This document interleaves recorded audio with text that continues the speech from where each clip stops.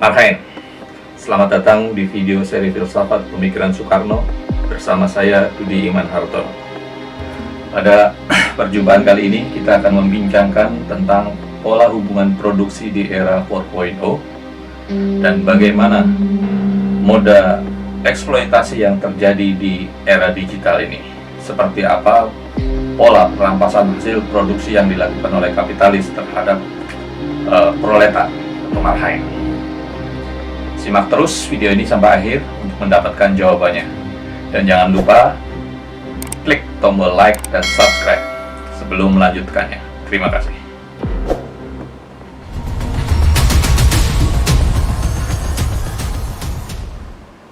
Dalam Marxisme, proses terjadinya eksploitasi atau perampasan hasil produksi terjadi karena ketiadaan alat produksi pada kaum proletar.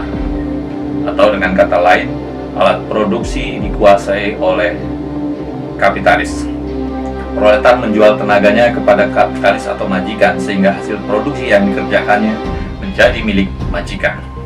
Proletar hanyalah bagian dari sistem produksi. Nilai subjektivitasnya sebagai manusia kemudian hilang. Ia adalah utilitas dari sebuah sistem produksi yang lebih besar. Di sini Marx kemudian menyebutnya sebagai proses alienasi. Konsep produksi kapitalis seperti yang diungkapkan Karl Marx berbasis pada penguasaan nilai lebih oleh majikan atau kapitalis. Nilai lebih didapatkan dari kerja buruh yang melebihi kebutuhan produksi untuk dirinya sendiri.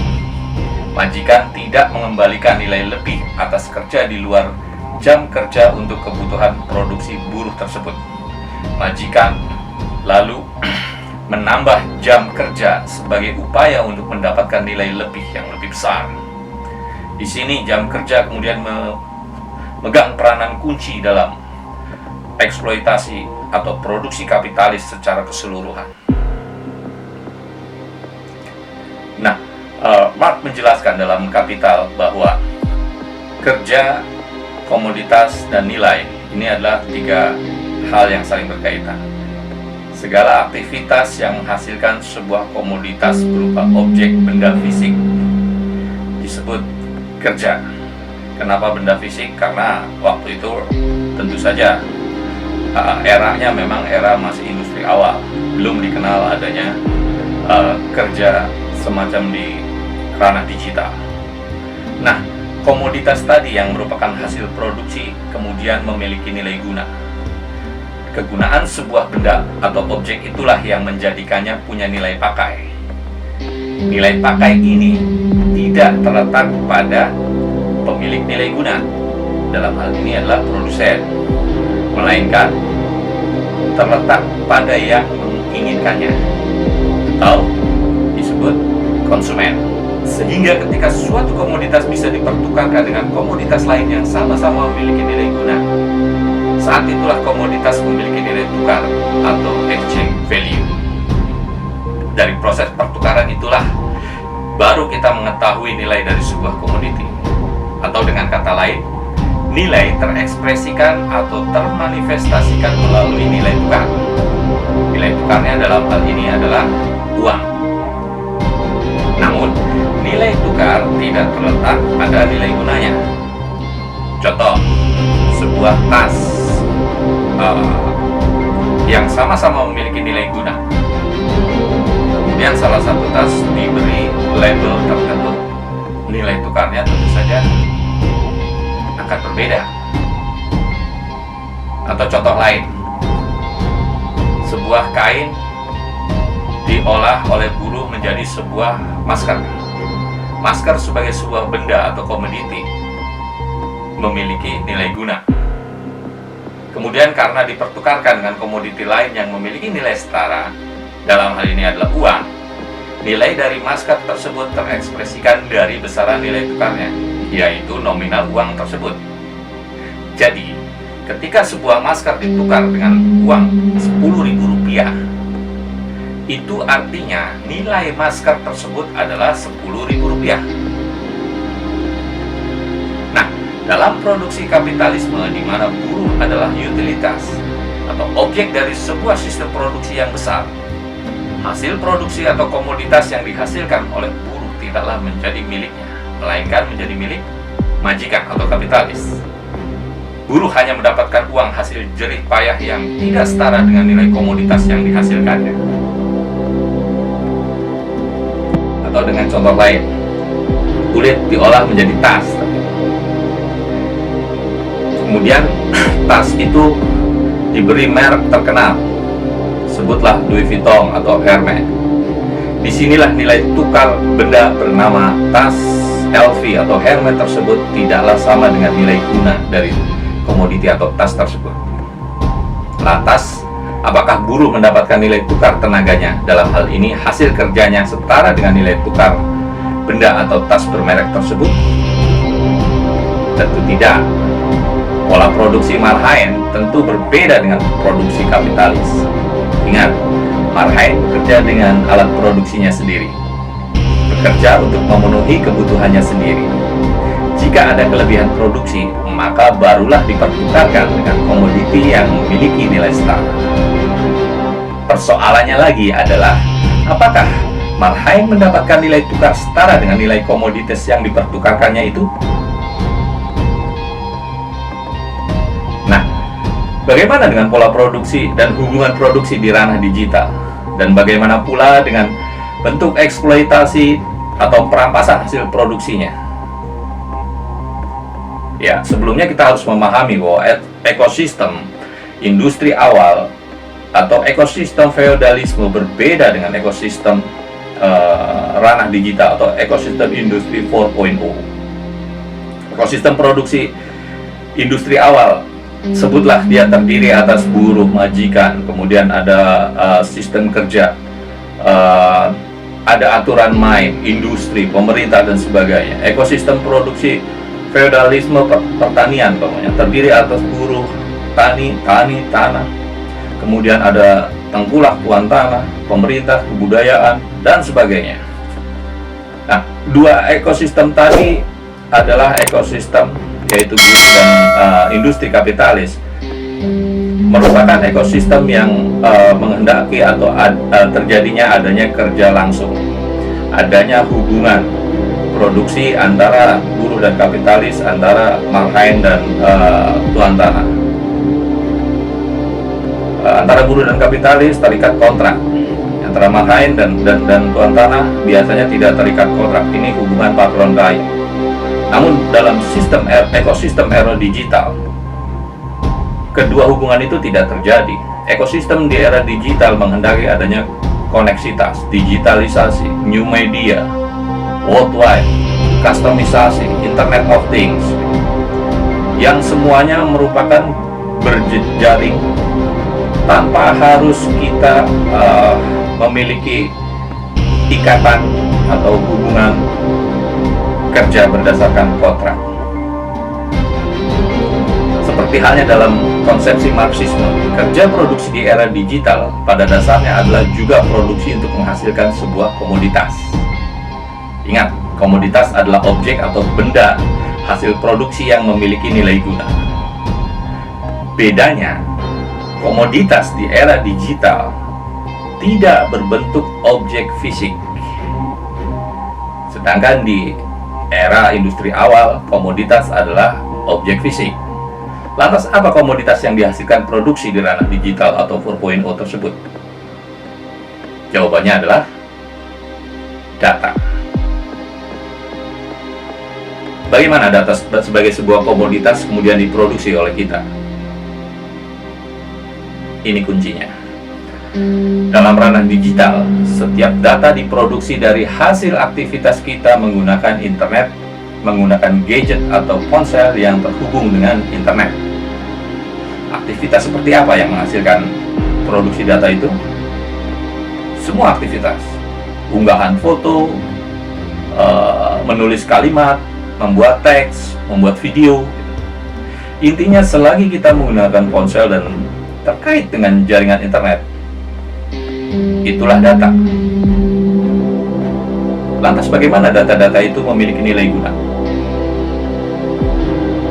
Saya contohkan langsung pada aktivitas kita menggunakan aplikasi Gojek. Nah, dalam kita menggunakan aplikasi Gojek, setiap teks, setiap pesanan yang kita tulis untuk menggunakan jasa Gojek itu tersimpan dalam sebuah peladen atau server yang tentu saja dimiliki oleh perusahaan Gojek tersebut. Sehingga bayangkan kalau setiap hari ada jutaan pesan gitu yang masuk ke server tersebut, itu akan menghasilkan big data yang sangat besar. Ya, soal big data saya pernah menyinggungnya dalam video sebelumnya. Nah, data-data atau big data kemudian diolah oleh perangkat algoritma untuk menghasilkan keputusan tertentu yang diinginkan oleh pemilik perusahaan, dalam hal ini Gojek misalnya. Nah, dalam hal ini kemudian Gojek ingin mengetahui, makanya pada jam-jam berapa sih sebenarnya aktivitas orang banyak menggunakan jasa Gojek gitu. Dari mana dan kemana gitu. Nah, itu pasti akan terlihat dengan jelas dari unggahan itu. Umpamanya ternyata di jam 12 dan jam 1 itu banyak orang memesan Gojek dari kawasan perkantoran. Sebutlah kalau di Jakarta Jalan Sudirman atau Jalan Tamrin gitu. Kemana tujuannya? Tujuannya tidak lain ke tempat-tempat makan atau mall, karena itu ada jam makan siang. Bisa dibayangkan kalau ribuan orang atau ratusan ribu orang bergerak dalam waktu yang sama menuju tempat yang sama pula, akan terjadi antrian. Nah, di sini Gojek kemudian mengambil kesimpulan dari olahan data-datanya itu bahwa orang membutuhkan layanan jasa antar, maka dibuatlah GoFood. Nah, begitu cara kerja sebuah data yang diolah untuk kepentingan si pemilik big data. Bisa dibayangkan kalau kemudian data-data yang ada dijual untuk kepentingan politik praktis misalnya. Nah, dari kisah tersebut ini artinya setiap unggahan kita yang menghasilkan data tersebut memiliki nilai guna dan bisa dipertukarkan alias dijual-belikan. Jangan lupa, kemenangan Donald Trump di Amerika Serikat diikuti isu kebocoran data Facebook. Saya pernah menyinggungnya dalam video sebelumnya juga. Nah, namun benarkah data-data unggahan kita di media sosial Facebook atau Instagram adalah data-data yang akurat? Bukankah setiap unggahan kita baik foto atau Facebook terkadang hanyalah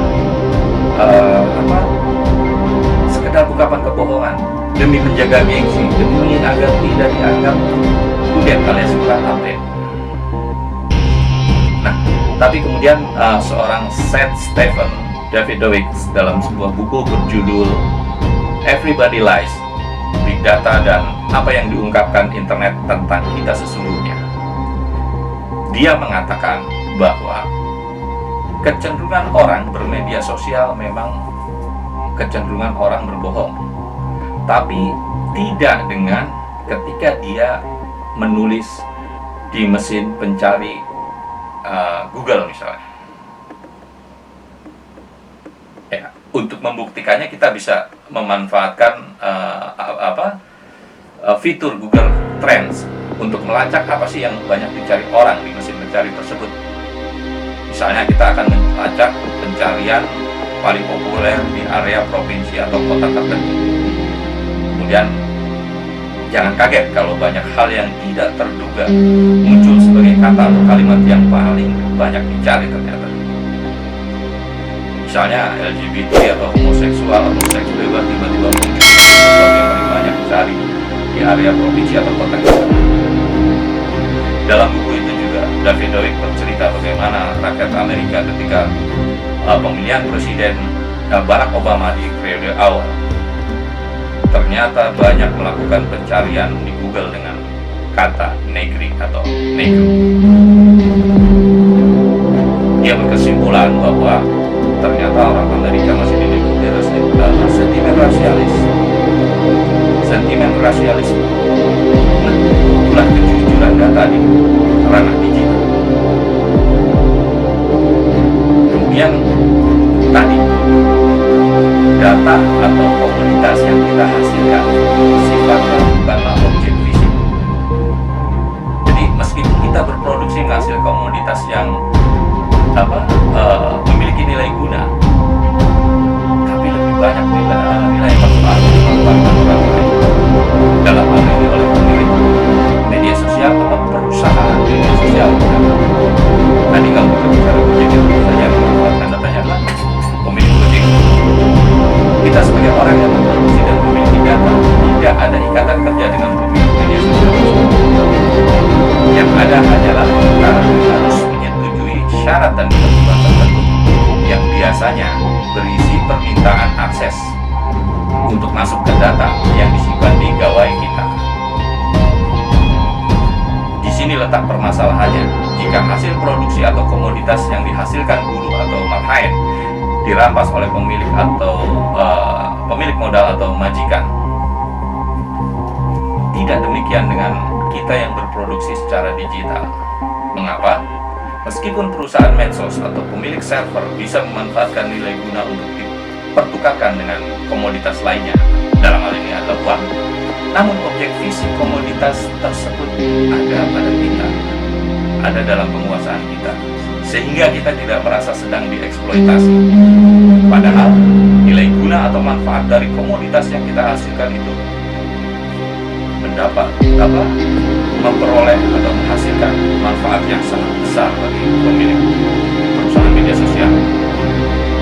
Jadi kembali lagi pada nilai guna data-data di era digital tadi, bahwa setiap data yang kita produksi tentulah memiliki nilai tukar yang sangat tinggi. Dan apa yang didapatkan oleh kita sebagai pemilik data-data itu? Hanya sebagian dari kita yang bisa memperoleh manfaat dari kegunaan manfaat dan atau nilai guna dari data-data kita sendiri. Pertanyaan berikutnya, ketika kita tidak memperoleh manfaat, apakah kita merasa tereksploitasi? Apakah kita merasa sedang diperas?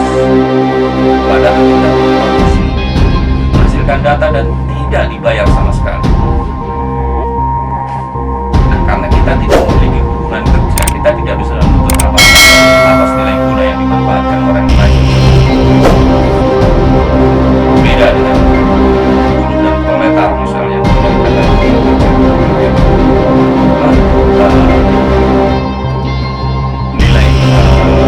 nilai komoditas yang diambil oleh orang lain melebihi apa yang dia dapatkan. Itu bisa terjadi demonstrasi dan tuntutan segala macam. Ini masalahnya karena tadi produksi yang kita hasilkan itu adalah merupakan sebuah produk fisik. Lalu siapakah sebenarnya kita di era 4.0? Digital proletar atau marhaen digital? Simak terus video seri Filsafat Pemikiran Soekarno. Jangan lupa like dan subscribe agar tidak ketinggalan informasi dari video-video menarik lainnya. Dan jika Anda menyukai video ini, silakan share atau sebarkan kepada kawan-kawan seperjuangan. Terima kasih, sampai jumpa. Marhaen.